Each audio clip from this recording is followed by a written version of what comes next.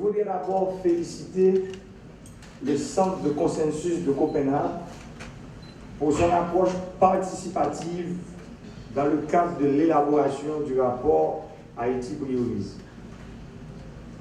Mes félicitations s'étendent au lauréat du Nobel d'économie, M. Vernon Smith, pour sa présentation claire et concise du retour sur investissement des choix de politique publique qui pourrait adopter l'État haïtien. Je voudrais aussi saluer la présence du président du Centre de consensus pour avoir engagé cet important travail de revisiter les objectifs de développement durable définis par les Nations Unies et en les mettant en perspective avec leur but ultime qui est l'amélioration des conditions de vie des peuples. Dans un souci d'efficacité, mais surtout d'efficience dans l'utilisation des ressources. Ce rapport paraît dans un moment particulièrement stratégique, celui du début de mon quinquennat et de l'élaboration du nouveau plan triennal d'investissement 2017-2019.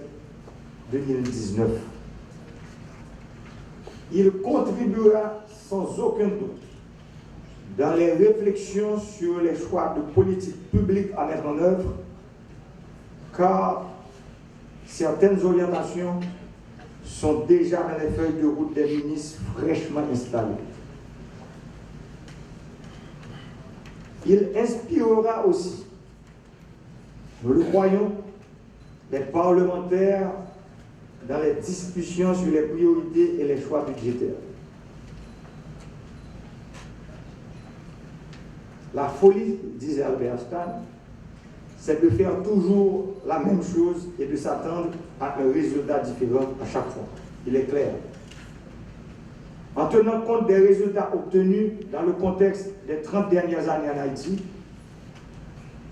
que nos façons de faire méritent à être revisitées, que ce soit au niveau du gouvernement ou des institutions du pouvoir d'État, que ce soit au niveau des partenaires de développement ou même de celui de la société civile.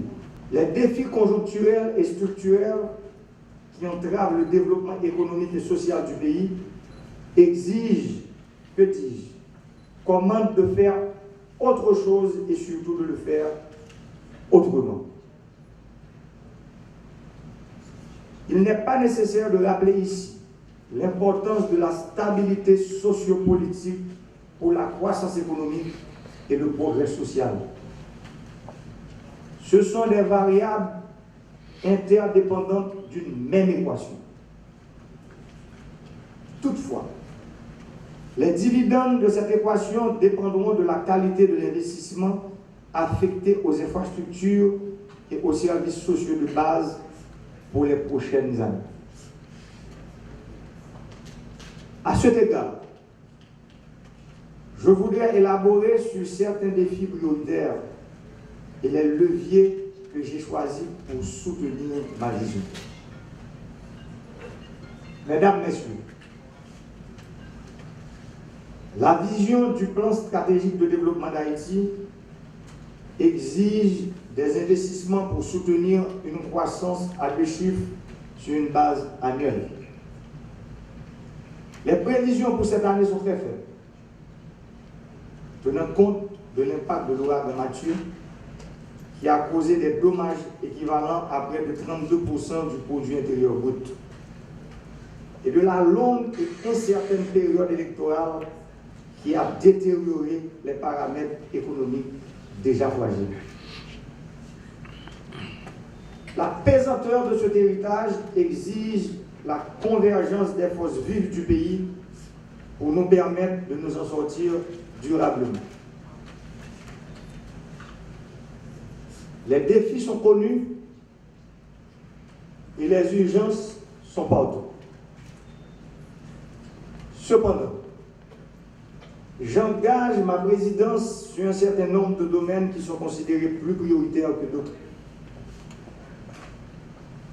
Mon administration s'attelle au combat contre l'extrême pauvreté, touchant près de 24% de la population, et de l'insécurité alimentaire qui a augmenté ces 2 dernières années à cause de la sécheresse et des effets du changement climatique. Je veux des solutions qui s'attaquent aux racines du problème. La nature met nos mondes à nu et nos villes à genoux.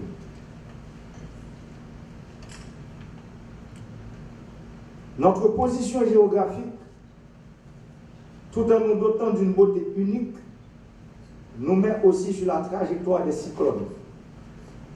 Le développement de l'économie exige la maîtrise des risques naturels et la construction d'un écosystème respectueux des principes de développement durable. La maîtrise de l'eau, M. Fass. Le rebrasement et la protection des bassins versants. Ces choses doivent contribuer dans le développement de la résilience de nos villes et de notre agriculture. Les nouveaux plans d'aménagement de nos villes doivent intégrer les dispositifs devant leur permettre de résister aux risques naturels. Je voudrais insister sur 2 autres facteurs qui vont améliorer la compétitivité de notre économie. D'abord, l'amélioration de la qualité de la main-d'œuvre par l'amélioration de la qualité des investissements dans la formation des enseignants et dans la réforme de la politique de la petite enfance. Dans le court et moyen terme, la formation dans les sciences et les techniques doivent nous permettre de combler le déficit de techniciens dans les secteurs du textile, de la construction, de l'agro-industrie, des télécommunications et de la mécanique. Ensuite, je vais fortement supporter la mise en œuvre de la réforme et d'investissements importants dans le secteur énergétique afin qu'il puisse être un facteur de croissance et d'amélioration de la compétitivité de notre économie. En outre, notre économie sera prospère pour autant qu'elle se repose sur des institutions fortes. Je suis convaincu que le renforcement des institutions et la bonne gouvernance amélioreront la qualité de vie de l'ensemble de la collectivité. Ce défi, le pouvoir exécutif le partage avec le pouvoir législatif. Le nouveau cadre légal proposé renforcera à coup sûr les institutions et protégera les droits des citoyens. En particulier, la charge des entrepreneurs et investisseurs sera allégée dans leur démarche d'enregistrement d'une entreprise. L'accès au crédit et les droits des créanciers seront tout aussi bien protégés.